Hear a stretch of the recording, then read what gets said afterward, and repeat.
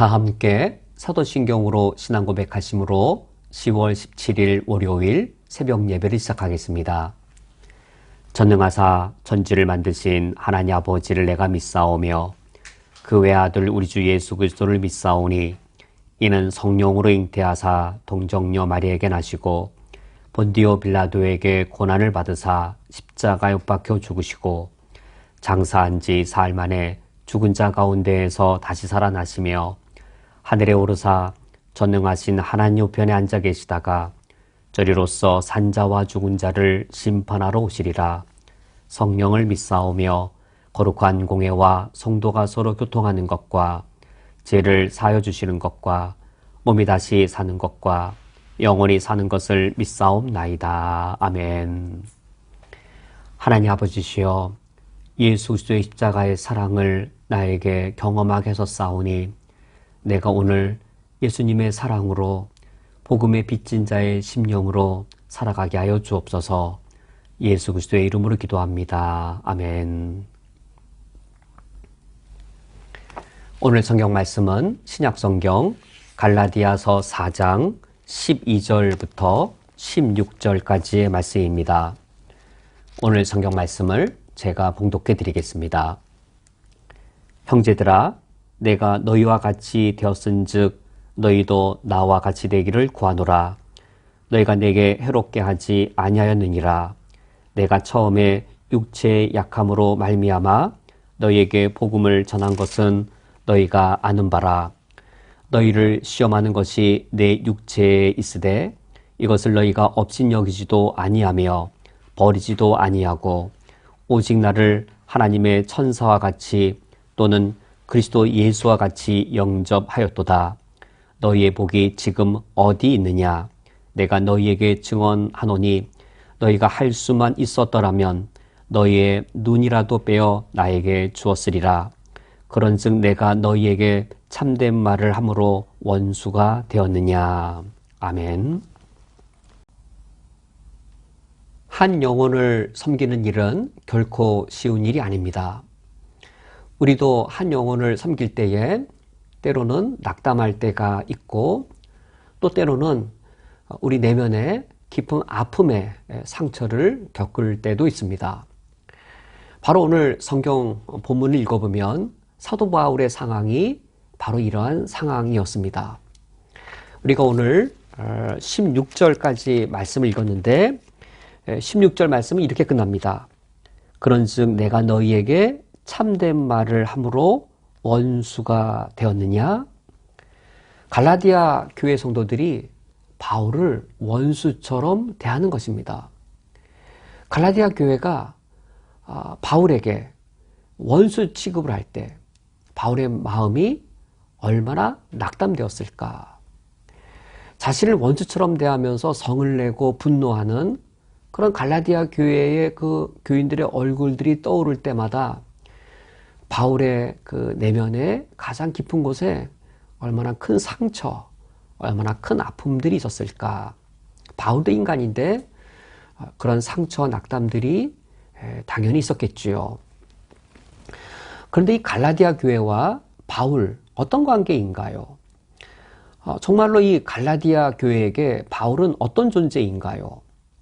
그들이 본질상 하나님이 아닌 것을 그들이 나의 신으로, 나의 하나님으로 섬기고 있던 그런 자들이었습니다.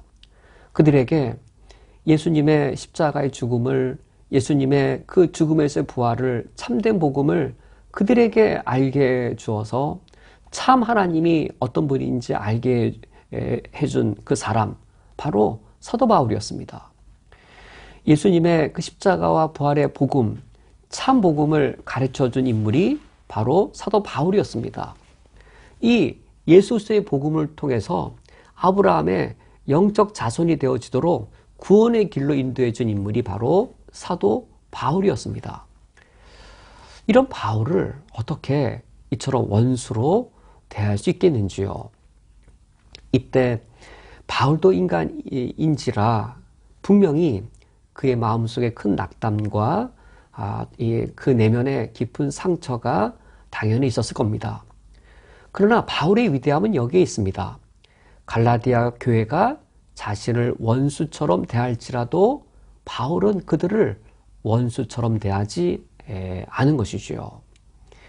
그들을 원수처럼 대하지 않는 정도가 아니라 바울은 포기하지 않습니다. 그들이 다시금 바른 신앙으로 되돌아오도록 다시금 하나님을 바르게 섬기고 예수 그리스도를 믿는 신앙을 건강한 신앙을 회복하도록 바울이 애쓰고 끊을 수 없는 사랑으로 그들을 다시 섬기는 그 모습을 우리가 오늘 말씀을 통해 보게 되었습니다. 바울이 그러면 오늘 성경 말씀을 보면 과연 어떤 방식으로 이 갈라디아 교회가 다시금 바른 신앙으로 돌아오도록 애를 쓰고 있는가? 사도 바울은 오늘 성경 본문을 보면 그와 갈라디아 교회 사이에 있었던 그 첫사랑, 그것을 기억나게 하고 있습니다. 갈라디아 교회가 바울을 향하여 어떤 첫사랑으로 얼마나 어떻게 사랑하였는지 그 첫사랑을 다시금 기억나게 하고 있습니다. 그 첫사랑의 때가 바로 우리가 오늘 읽은 13절 내가 처음에 라고 할 때 이 처음이 그 시기인 것이죠. 바울이 처음 갈라디아에 도착했을 때, 처음 갈라디아에 도착해서 이 사도 바울이 그들에게 처음으로 복음을 전하여 주었을 때 그 첫사랑의 시기인 것이지요. 그들에게 처음 나타난 사도 바울의 모습은 육체적으로 결코 매력적인 모습이 아니었습니다. 오히려 심각한 흠을 갖고 있던 그런 모습이었습니다. 13절에 내가 처음에 육체의 약함으로 말미암아. 이 육체의 약함이라고 하는 것은 육체적으로 봤을 때 이 흠이 많은 그런 육체적으로 걸림돌이 많은 그런 존재였던 것이죠. 여기 육체의 약함이 안질로도 해석이 되어지고 또는 육체의 약함을 또 이 간질병으로도 추측하기도 합니다. 간질병에 걸린 것이든 또는 심각한 안질이든 육체에 심각한 흠이 되어지는 것이죠. 그런데 첫사랑에 눈이 멀면 이런 것이 눈에 들어오지 않지요. 예수 그리스도의 이 복음을 통해 능력의 구원을 가르치는, 능력의 구원을 전하는 바울, 그럼 능력 있는 모습, 멋진 그 모습이어야 되는데 그것이 안질이든 또는 그 흉한 간질이든 그 연약함의 그 모습을 가지고 복음을 전하는 그 바울. 그런데 첫사랑에 눈이 먼 이 갈라디아 이 교인들에게 바울의 그런 육체의 약함은 전혀 눈에 들어오지 않았습니다.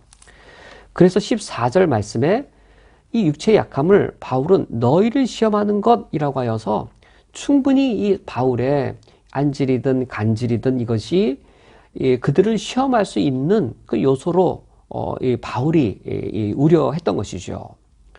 그러나 그들은 이 바울의 육체의 약함을 어떻게 여겼냐면 이것을 너희가 업신여기지도 아니하고 버리지도 아니하였다라고 말합니다. 첫사랑에 눈이 먼 그 모습이었습니다. 오히려 바울을 존귀히 여기고 최상급으로 바울을 영접했는데 14절 하반절에 오직 나를 하나님의 천사와 같이 또는 그리스도 예수와 같이 영접했다라고 합니다. 하나님의 천사라고 하는 것은 천사는 이 당시에 하나님의 메신저 역할을 하는 것이죠. 바울이 복음의 메신저였기 때문에 하나님의 천사처럼 영접을 한 것이죠. 또 예수 그리스도의 복음을 전달했는데 그리스도의 예수의 복음을 전하는 그를 예수 그리스도 그분을 영접하듯 최상급으로 바울을 영접했습니다. 이것이 갈라디아 교회와 바울의 그 첫사랑의 그 모습입니다. 사랑에 눈이 먼 것이죠. 15절 말씀에 너희의 복이 지금 어디 있느냐? 그러나 지금은 원수처럼 여깁니다. 내가 너희에게 증언하노니 너희가 할 수만 있었더라면 너희의 눈이라도 빼어 나에게 주었으리라. 그러니까 바울의 육체의 약함이 안질로 추측되어지는 그 근거가 이 말씀인데 만약에 이 바울의 그 육체 약함이 눈이 약한 안질이었다면 자신들의 눈을 빼어줄 만큼, 눈을 빼어줄 수 있다면 빼어주고자 할 만큼 바울을 향한 그들의 첫사랑은 매우 큰 것이었습니다. 그런데 어떻게 하여 지금 원수처럼 여기게 되었는가? 16절 말씀에 그런즉 내가 너희에게 참된 말을 함으로 원수가 되었느냐?